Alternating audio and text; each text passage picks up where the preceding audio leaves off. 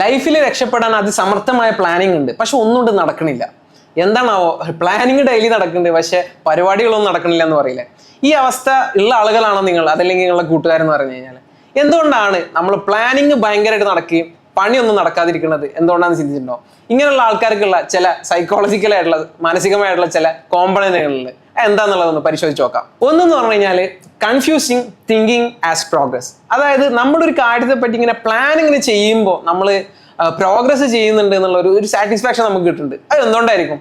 നമ്മളെ ബ്രെയിൻ നമ്മളെ പറ്റിക്കുന്നതാണ്. അതായത് നമ്മളൊരു കാര്യത്തെ പറ്റി പ്ലാൻ ചെയ്യുമ്പോൾ തന്നെ അതിനുള്ള ഒരു അതിനൊരു മോട്ടിവേഷൻ ഫാക്ടർ എന്നുള്ള ആൾക്ക് നമ്മളെ തലച്ചോറ് നമുക്കൊരു കൈൻഡ് ഓഫ് സാറ്റിസ്ഫാക്ഷന് വേണ്ടിയിട്ടുള്ള സിസ്റ്റംസ് നമുക്ക് നൽകുന്നുണ്ട്. നമുക്കൊരു ഫേവർ ചെയ്യാണ്. അപ്പൊ നമ്മൾ തെറ്റിദ്ധരിക്കുകയാണ്, നമുക്ക് ഇങ്ങനെയൊക്കെ പ്ലാൻ ചെയ്തിട്ടുണ്ട്, അപ്പൊ എന്തായാലും ഇപ്പൊ ഞാൻ എന്തായാലും രക്ഷപ്പെടാതിരിക്കില്ല എന്നുള്ള ഒരു കൈൻഡ് ഓഫ് സാറ്റിസ്ഫാക്ഷൻ നമുക്ക് കിട്ടുന്നു. നമ്മൾ അതിൽ എന്ത് ചെയ്യുന്നു? പെട്ടുപോകുന്നു എന്നുള്ളതാണ്. രണ്ടാമത്തെന്ന് പറഞ്ഞു കഴിഞ്ഞാൽ we are waiting for the right moment. അത് നമ്മളെ പ്ലാനുകളൊക്കെ നമ്മളെ ആക്ഷനിലേക്ക് കൊണ്ടുവരാൻ വേണ്ടി ഒരു ശരിയായ റൈറ്റ് ആയിട്ടുള്ള മൊമെന്റ് വരാനുണ്ട്. അത് ഫ്യൂച്ചറിൽ എപ്പോഴാണ് എന്നുള്ള കരുതിയിട്ട് നമ്മളെ ആക്ഷൻസിനെ ഡിലേ ചെയ്തുകൊണ്ടിരിക്കുക.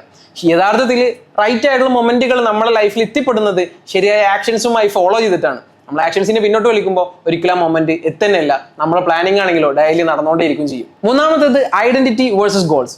നമുക്ക് ഭയങ്കര എക്സെപ്ഷണൽ ആയിട്ട് ഗോൾസ് ഉണ്ടായിരിക്കും, എന്നാൽ നമ്മളെ പറ്റിയുള്ള നമ്മളെ വിശ്വാസം ആ ഗോൾസുമായി യാതൊരു ബന്ധവും ഉണ്ടാവില്ല എന്നുള്ളതാണ്. ഉദാഹരണത്തിന് നമ്മൾ ഭയങ്കരമായ ഫ്യൂച്ചറിൽ നല്ല സക്സസ്ഫുൾ ആയിട്ടുള്ള നല്ല ഹെൽത്തി ആയിട്ടുള്ള ഒരു എനർജറ്റിക് ആയിട്ടുള്ള ഒരു പേഴ്സൺ ആയിട്ട് നമ്മൾ എന്ത് ചെയ്യും? ഗോള് നമ്മൾ വെക്കുന്നു. പക്ഷെ നമ്മളെ പറ്റിയുള്ള നമ്മൾ ഇപ്പോഴത്തെ വിശ്വാസം, നിലവിൽ നമ്മൾ അദ്ദേഹത്തൊട്ട് വളരെ ദൂരത്തായിരിക്കുന്ന ഒരു ഐഡന്റിറ്റിയാണ് നമുക്ക് അസോസിയേറ്റ് ചെയ്തിട്ടുണ്ടാവുക. അപ്പോൾ ഈ ഒരു ഡിസണൻസ് കാരണം, ഈ ഒരു ഗ്യാപ്പ് കാരണം നമ്മൾ എന്ത് ചെയ്യുന്നു? വീണ്ടും ആ ഒരു ആക്ഷനെ ഡിലേ ചെയ്യുകയും നമുക്ക് ആ എത്തേണ്ട എയിം എന്ന് പറയുന്നത് നമ്മളെ പ്ലാനിനെ ആക്ഷനിലേക്ക് കൊണ്ടുവരാനുള്ള ഒരു ഇനീഷ്യേഷൻ നമ്മളെ ഭാഗത്തു നിന്ന് ഇല്ലാതിരിക്കുകയും ചെയ്യുന്നതാണ്. ആൻഡ് ഫൈനൽ വൺ എന്ന് പറഞ്ഞു കഴിഞ്ഞാൽ നമ്മളുടെ പൊട്ടൻഷ്യലിനോടുള്ള നമുക്കുള്ള അഡിക്ഷനാണ്. അതായത് ഇങ്ങനെയൊക്കെ ചിന്തിക്കാനും ഇങ്ങനെയൊക്കെ പ്ലാൻ ചെയ്യാനും പറ്റുന്ന ഒരാളാണല്ലോ ഈ ഒരു ചിന്തകളോടുള്ള അഡിക്ഷൻ. മറിച്ച് അതുമായി ബന്ധപ്പെട്ട ഒരു ആക്ഷൻ ചെയ്യാനോ അതിലേക്കുള്ള ഒരു റിസ്കിനെ ഫേസ് ചെയ്യാനോ നമ്മൾ എന്ത് ചെയ്യുന്നില്ല? താല്പര്യപ്പെടുന്നില്ല. അതിലേക്കുള്ള ഒരു അഡിക്ഷൻ വരുന്നില്ല. അത് മറ്റു പല കാരണങ്ങൾ കൊണ്ടായിരിക്കും. അപ്പോൾ ഇങ്ങനെ നമ്മുടെ ചിന്തകളോടുള്ള ഒരു ഭ്രമം കാരണമായിട്ടും ഇത്തരത്തിൽ നമ്മുടെ പ്ലാനിങ്ങൾ ഭയങ്കര അടിപൊളിയായി നടക്കുകയും എന്നാൽ അത് ആക്ഷനിലേക്ക് കൊണ്ടുവരാനും പറ്റാത്ത അവസ്ഥകൾ ഉണ്ടാവലുണ്ട്. ഇങ്ങനെയുള്ള അവസ്ഥകൾ നിങ്ങൾക്ക് റിലേറ്റബിൾ ആയിട്ട് തോന്നിയിട്ടുണ്ടെങ്കിൽ നിങ്ങൾ എന്ത് ചെയ്യുക? കമന്റ് ആണ് ചെയ്യുക. എങ്ങനെ ഇതിനെ സോൾവ് ചെയ്യാമെന്ന് നിങ്ങൾക്ക് തോന്നുന്നത്?